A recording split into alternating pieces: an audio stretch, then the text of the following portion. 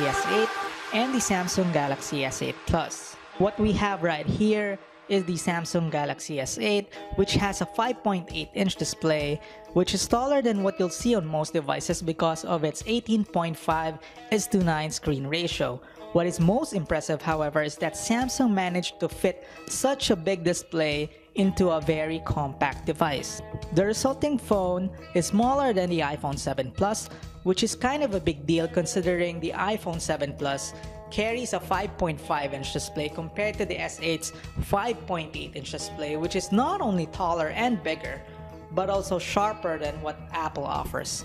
And that is the genius of the Samsung Galaxy S8, because not only did the company come up with a 5.8-inch phone, it also came out with a phone that is smaller than the iPhone 7 Plus and also the Galaxy Note 7 while having a bigger screen. And as you're probably aware of, the more screen, the more space you can type on for your emails, the more space when you're watching movies, when you're playing video games, and given moment.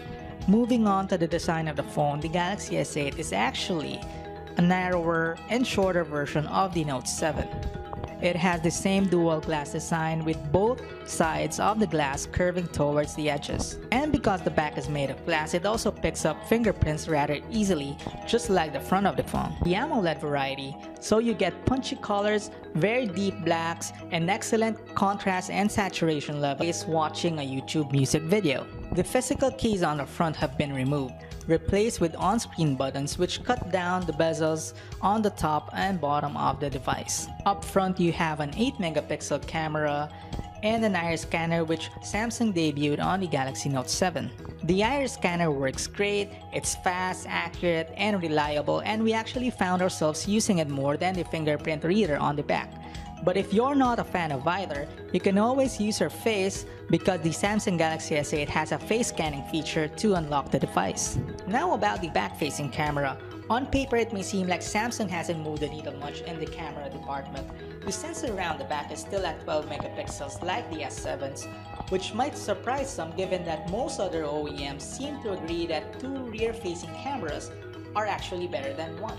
The good news is the S8 retains the same dual pixel technology found in the S7, which means accurate and fast.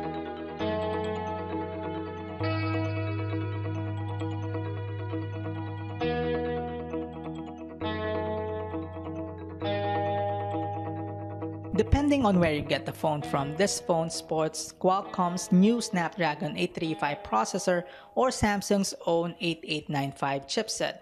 Regardless, that chipset is paired with 4 gigs of RAM and 64 gigs of internal and expandable storage, which is double than what you get from last year's model. Neither the choice of processor or memory configuration should be an issue though. The 10nm process for the Exynos chipset promises greater efficiency, not to mention 4 gigs of RAM is plenty enough for multitasking. Trouble with whatever task we attempted with it. This phone is stupidly fast, faster than any Android phone we've tested, and it shows in the benchmark results. Our unit notched 165,365 points in Antutu benchmark, 6,162 points in our Geekbench multi-core testing. Battery is at 3,000 mAh on the S8 and it supports fast charging. Overall, it's tough to find fault with the S8.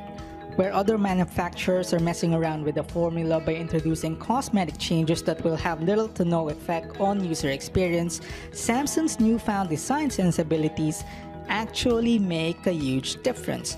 That the S8 managed to pack a 5.8-inch screen, not to mention a lot of technology, into a mid-sized phone that's smaller than the Note 7, smaller than the iPhone 7 Plus, still blows us away. That said, if you're in the market for a new, big but not too big Android phone,